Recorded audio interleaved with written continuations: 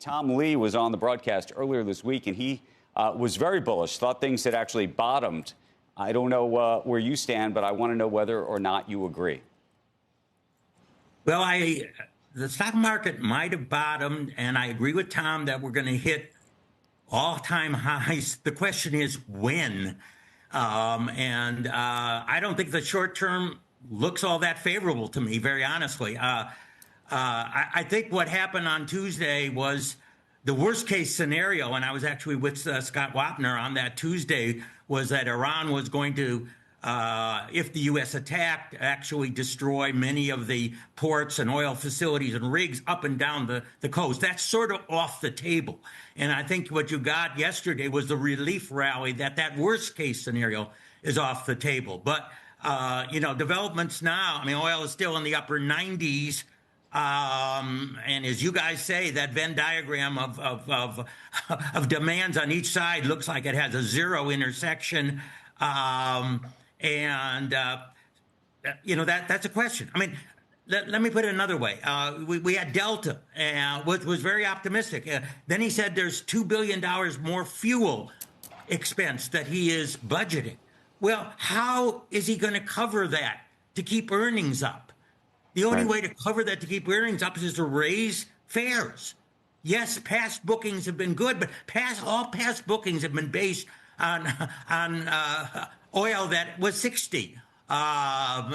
So it's not based on oil that's 80 or 90 or 100. And secondly, I think any sort of rate cut is really off the table, and I am beginning to think that the most likely direction on the Fed is a rate hike. Not imminently, and I think that unless something gets really bad, that Powell will pass at his last meeting, which I do think that the next meeting will be his last meeting.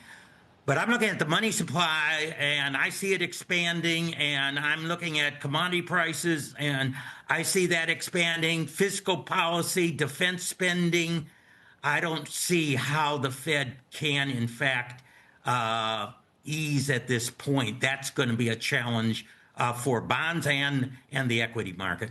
Professor, just go backwards for a second. Are you suggesting that Powell, on his way out, is going to raise rates, or this is something that's going to have to wait for Kevin Warsh to pass? No, I think he's going to pass. I think the Fed will do nothing at his last meeting. I do think it will.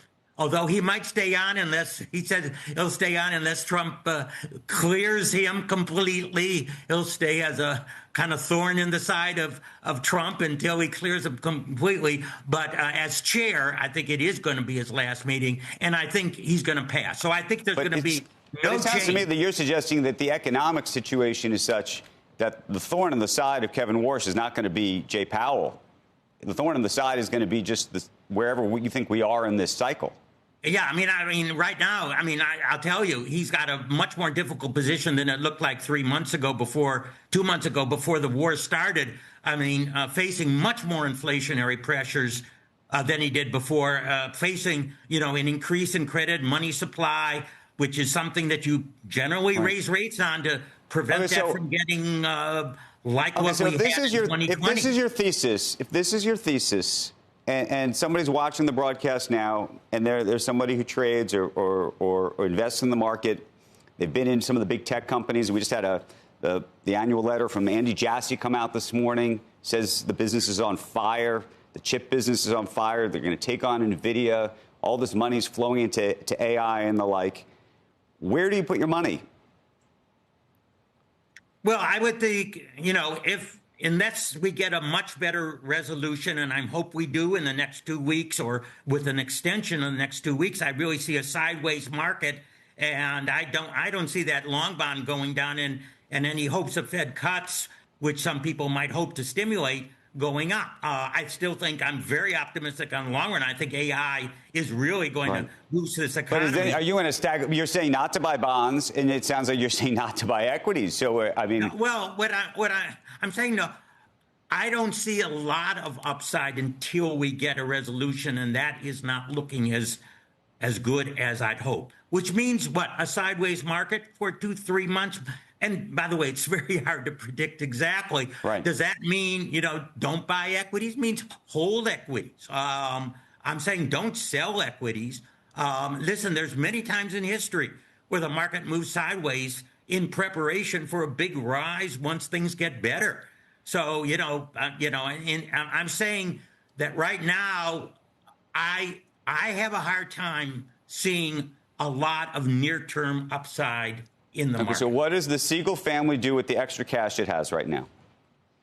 The Siegel family would probably hold the extra cash. I don't know how many people have that extra cash. I'm still very, very bullish on stocks. In fact, if you want to know the truth, I think what I see happening, which is more inflation than we had thought, is more reason to go in stocks and bonds. I'm more really worried about the bond rate going up than I'm worrying about the stock market going down.